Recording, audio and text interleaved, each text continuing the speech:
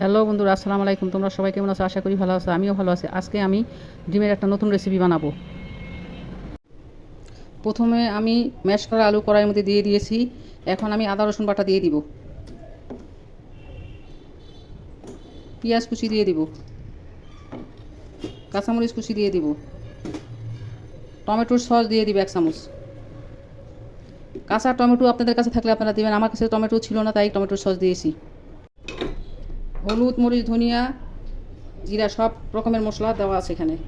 জিরা, হলুদ, মরিচ, ধনিয়া, লবণ সব কিছু একসাথে ঢেলে দিব। সরিষার তেল একটু দিয়ে দিব, দিয়ে মেখে নিব। ভালো করে মেখে পানি দিয়ে দিব।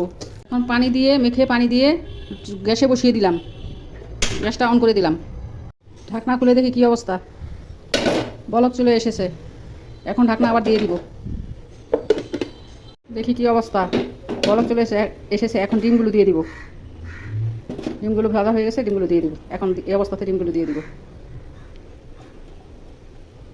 এখন ঢেকে দিব। তেল গরম হয়ে গেছে, এখন ডিমগুলো ভেজে নিব।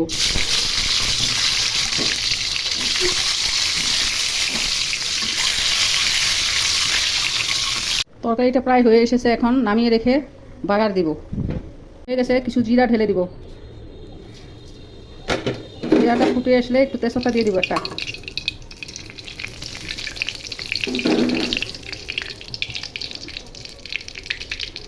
জিরা তেজপাতা ভাজা হয়ে গেলে আলু আর ডিম একসাথে, আলু আর ডিম একসাথে ঢেলে দিব।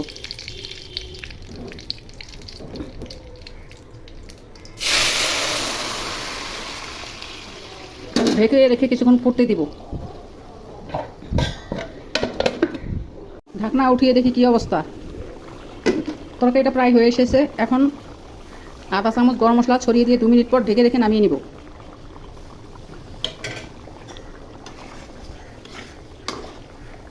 রান্না হয়ে গেছে। রান্নাটা ভালো লাগলে চ্যানেলটা সাবস্ক্রাইব করুন।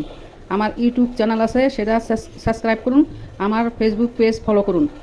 খোদা হাফেজ, বাবাই। নতুন কোনো ভিডিও নিয়ে আবার আসবো।